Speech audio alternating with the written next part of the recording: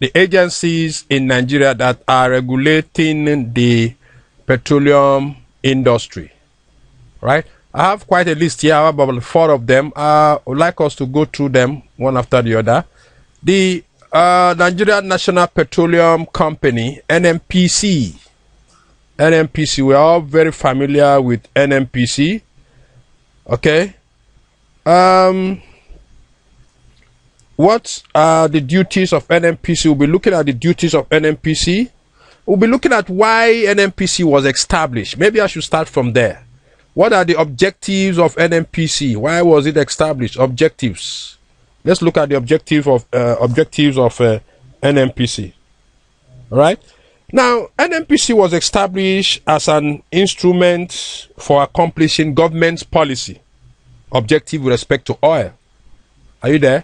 Accomplishing government policy objective with respect to oil. So I'll put here it was established for that. That was the purpose why it was established. Now, if that was the objective, what are their roles? What are their roles?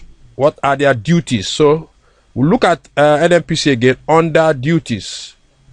What are their duties? All right. One, the NNPC at inception was charged both with responsibility of engaging in oil and gas operation on behalf of the federal government and regulating the operation of the industry. But they have specific duties. They have specific duties. So what are these specific duties? I'll go through them. 1, exploring and prospecting for, working, winning, or otherwise acquiring, possessing, and disposing of petroleum. Did you get that? I'll go through that again. Exploring and prospecting for, working, winning, or otherwise acquiring, possessing, and disposing of petroleum. Okay? So that is one duty. Let's look at another point. Purchasing and marketing petroleum, its product and byproduct. That's another duty. Purchasing and marketing petroleum, its product and byproduct. Another point, another duty of the NNPC is refining, treating, processing, and generally engaging in the handling of petroleum for the manufacture and production of petroleum products and its derivatives. Did you get that? So, what else do they do? What else is their duty? Carrying out research in connection with petroleum, all right, or anything derived from it. So they are also involved in research as far as petroleum is concerned. Did you get that? Another thing they do is constructing, equipping, and maintaining tanks and other facilities for the handling and treatment of petroleum and its products and derivatives. Derivatives are things that comes out from petroleum, something like your Vaseline jelly, your cream, Vaseline jellies from petroleum. The petroleum has byproducts. All right. Generally, they engage in activity that will enhance the petroleum industry in the overall interest of Nigeria. So those are the duties of the NNPC. Okay, we've gone through them. So let's look at the other one here. We want to look at National Petroleum Investment Management Service, NAPIMS. NAPIMS have a slight challenge here. This actually should be part here, right? So I'm going to write it out. Management services, and that is NAPIMS. So who is NAPIMS and what do they do? Okay. NAPIMS is the upstream arm of the NNPC. NAPIMS is the upstream arm of the NNPC. Okay, and they oversee the government in the joint venture producing companies. Are you there? So they represent the government in the joint venture producing company. Remember, we talked about joint venture somewhere there. All right. The production sharing companies contract and the other one, risk service contract. NAPIMS is also engaged in exploration services. Are you there? They are also engaged in exploration services. Basically, their role, their duties are to maximize petroleum profit tax. To maximize petroleum profit tax. I think I should put that there. Maximize petroleum profit tax. Petroleum profit tax. Okay. Maximize petroleum profit tax. And guarantee a high rate of return through efficient cost reduction scheme. And guarantee a high rate of return through efficient cost reduction scheme. They also ensure that a reserve base is maintained and that reserve targets are met. All right. For the Department of Petroleum Resources, they actually took over the activities of the former Petroleum Inspectorate Division of the NNPC. Okay. The DPRO is charged with the supervision of all operation. They are charged with supervision of all operation. They are in charge supervision, okay, of all operation. Right? All operation carried out under the licenses and lease in the petroleum industry.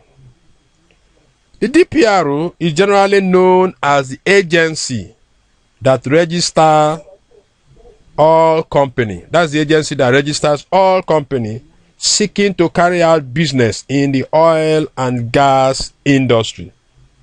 Right? And you know what that means? Usually, they register companies, all your fuel stations, petrol stations, has something to do with the DPRO, Department of Petroleum Resources. Okay? So, I think that's okay with the regulatory agencies. So far, so good. Sector, although we have dwelled on two of these items before, remember, we have talked about production sharing contract. Okay, we've talked about production sharing contract. This is where we are supposed to have talked about that, but we've talked about these ones already. So basically, I'm going to look at these two, this and this for now. Joint venture arrangements. Joint venture arrangement. What is it? What is this all about? Okay, what is the joint venture arrangement? Of course, there are two types. First, we have to know that there are two variants of this arrangement. Of course, it's an arrangement, but there are two types. So let's look at the two types. One, we have the one. It is equity share participation arrangement. Equity share participation. Okay. And then what about the second one? The second one is non-equity share participation. Before we now try to see what they are all about. Non-equity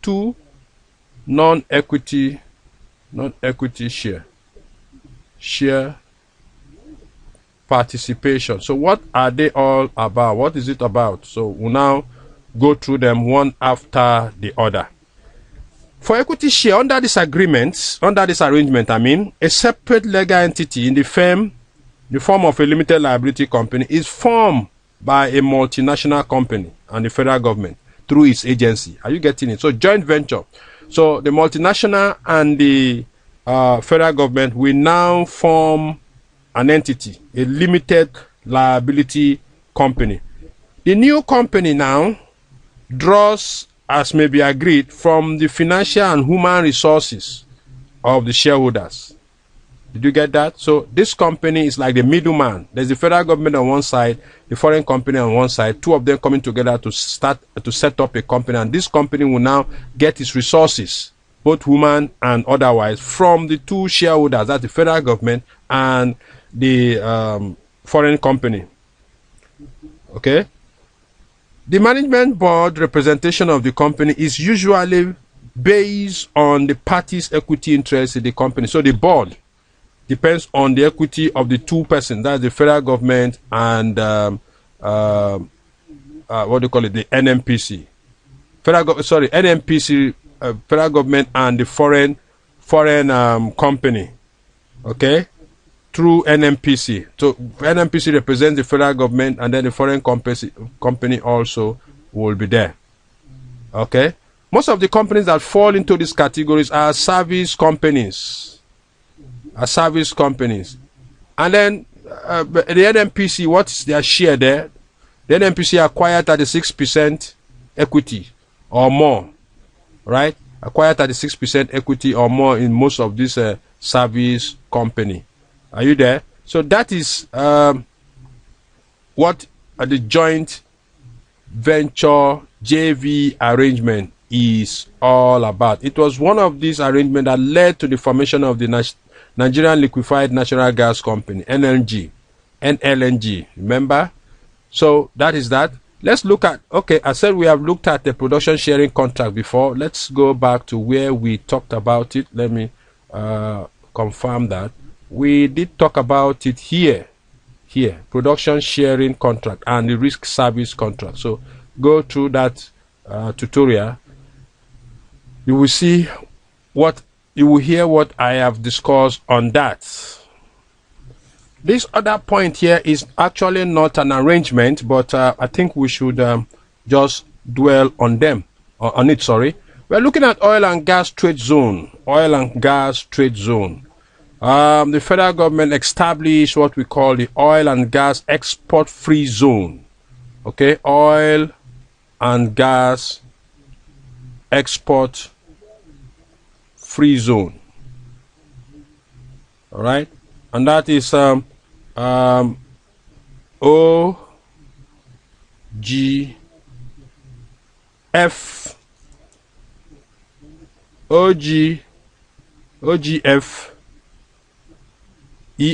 sorry, oil and gas export free zone. What is this zone about? What are the incentives available to this zone? All right, so that's what we'll be looking at for the zone. Now, it was the act that established the zone was Act number 8 of 1996. Act number 8 of 1996 established an oil and gas export free zone. All right. Now, the incentive available to enterprises was just an incentive kind of thing, trying to give incentive out to enterprises that are operating within this zone. Okay. There were certain incentives that were given to them that were available to those that operate in the oil and gas export free zone. What are they? They include the following: all approved enterprises shall be entitled to import into the zone free of custom duty. Did you get that? Any enterprise or company that is within that zone, okay, the area that are declared as oil and gas to, export free zone, companies there can import free of duty, custom duty, capital goods, customer goods, consumer goods, raw materials, component or articles to be used in carrying out an approved activity, or for construction, alteration, reconstruction, extension, or repair. What happens here is this. This is why when we are talking about tax planning, we said that persons should invest intelligently. This is one of the areas. Businessmen could take their businesses, their business premises, could do business in the oil and gas export free zone, because they stand to benefit, they stand to enjoy this incentive that is given to those zones. All right, this is one of them, that you can import goods free of charge. You don't pay custom duty. Okay, What are the other types of incentive? Approved enterprises operating within this zone shall be exempt from all federal, state, and local government taxes, levies, and rate. Did you get that? So that's a very big one. That's a very big tax benefit there. Companies there will not pay tax, right? Legislation provision relating to taxes, levies, duties, and foreign exchange regulation do not apply within the zone. Remittance of profit and dividend earned by foreign investors in in the zone, it's done easily. So this zone, this oil and gas export free zone, was actually meant to attract foreign investment. Was actually meant to attract foreign investment. That's why government came up with these incentives, so that investors could come in and develop our help in developing our economy. Okay. Period. Basis of assessment. Remember in the lecture on basis of assessment, I told you that you will need the knowledge of basis of assessment in virtually all the topics that you'll be coming across in taxation and even advanced taxation. So here we are. On what basis will the petroleum company be assessed? On what basis? This is what we are talking about here. There are three ways the petroleum company can be assessed. One, it's either from the first day of the year, from the first day of January to the end of that year. To the end of that year. That is one. That's assuming the accounting year end is 31st December and the business commenced. The petroleum company commenced business in first day of the year. Okay. The other one is that supposing it did not commence in the first year of the year, maybe it commenced somewhere around July, right? For that year, we are going to assess that petroleum company from the day he makes the sale of bulk disposal. Okay, that's the day we assume that he started business. From the day he makes a sale of bulk disposal, all right, to the end of that year, and then where the company is seizing, from the first day of the year to the day it ceases. So it's more or less basis of assessment we did in tax. If you remember those things, from the first day the business started to the end of that year, first 12-month accounting period, ending in the preceding year based and all whatnot. So this is a replay of those issues now. Okay, so we move on to see the next point here is sources of income. Sources of income. I think we are going to spend some time here. Sources of income. How to calculate, how to compute this income there.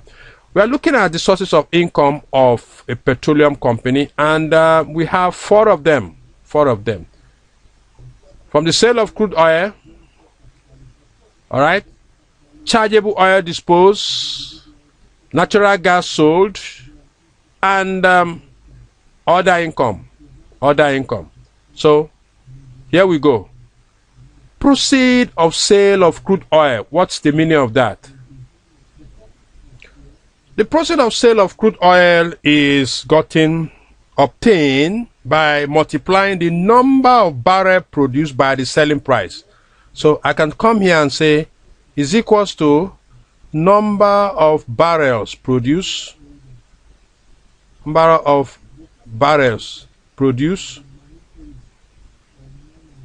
okay, multiply by selling price. The selling price here is in quotes, so we need to explain what selling price is. It's in quotes. Now the selling price shall be the higher of actual selling price and adjusted posted price. Selling price again is equals to higher of, are you getting it? Higher of actual selling price. So there's something called actual selling price. There's another one called adjusted posted price. Actual selling price, okay, right? And the adjusted posted price. So what's adjusted posted price? We need to explain that again. Adjusted posted price. Adjusted posted price, or posted price itself, is the price free on board of crude oil of a given quality.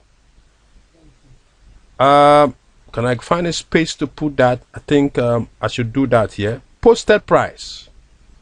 Posted price, right, is equals to, as much as possible, price, right, free on board. Free on board of crude oil, of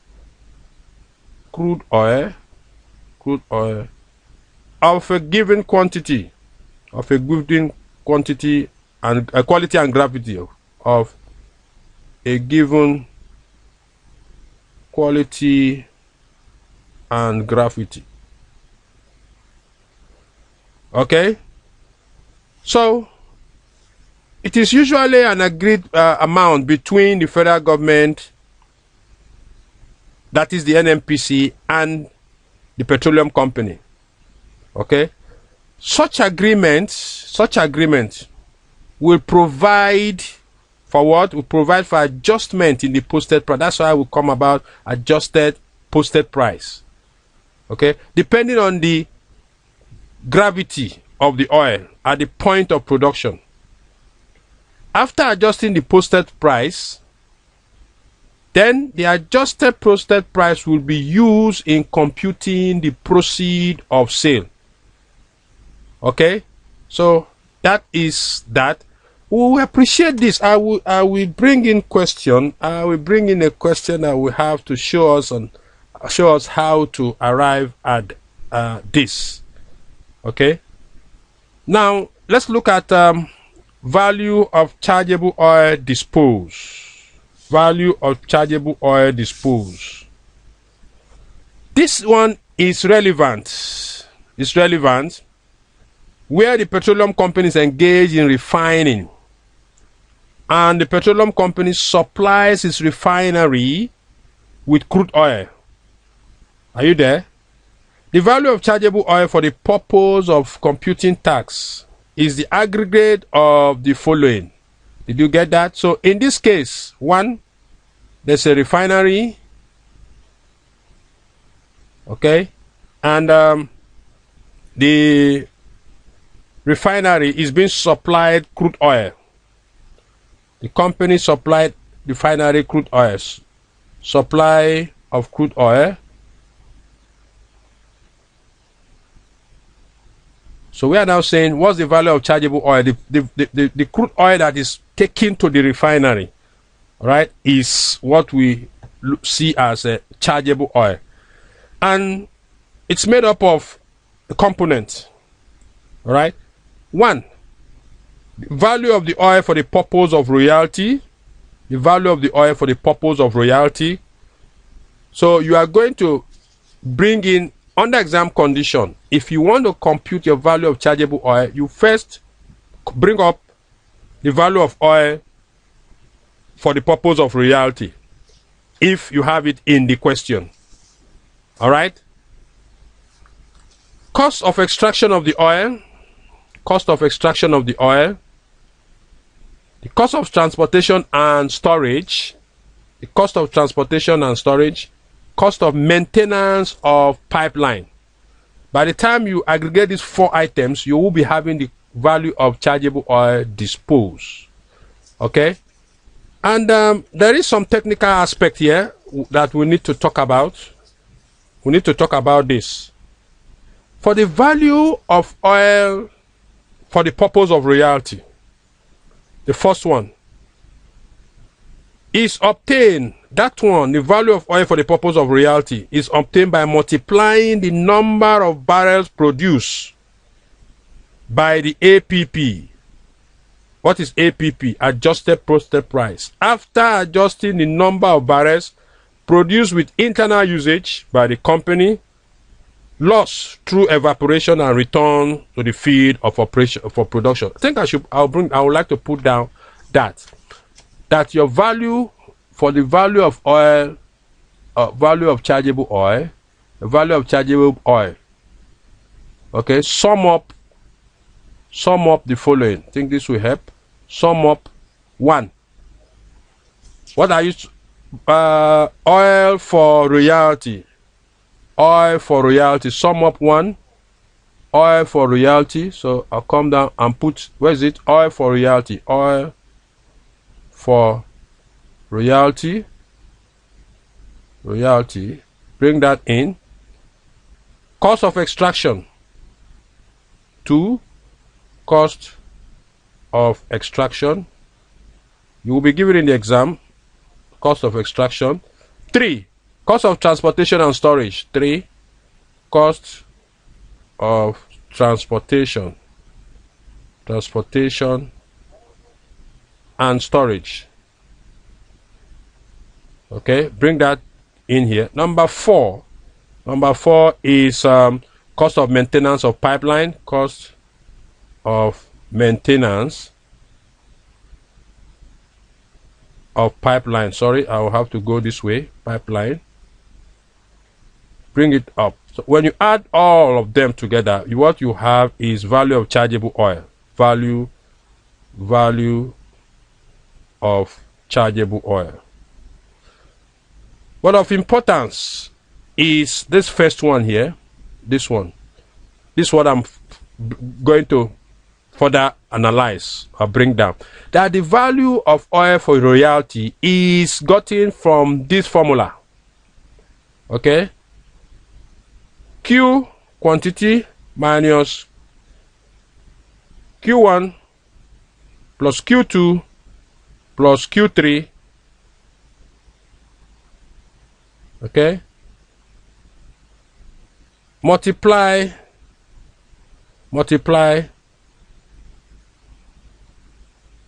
by APP. What is Q1? Q1 is actual quantity produced. Q1 is actual quantity produced. Q1 is equals to actual quantity produced. Okay. Q2. What is Q2? Q2 is equals to return to the field. Oil that was returned to the field. Sorry, what am I saying? Q1 is returned to field. Q1 is returned to field. We need to correct that. Q1 is returned to feed. Q1 is returned to feed. While Q is the actual oil produced. Q1 is returned to field. Q is the actual oil produced. So Q1 is returned to field. Q2, what is Q2? Internal usage. Internal usage, the oil that was used internally. Internal usage. All of this you can pick from a question. Q3, evaporation loss. The one that went through evaporation equals to evaporation loss. Evaporation loss. So this is how you will use this formula here, this formula, to get your oil for royalty. Okay, so that is that. All right.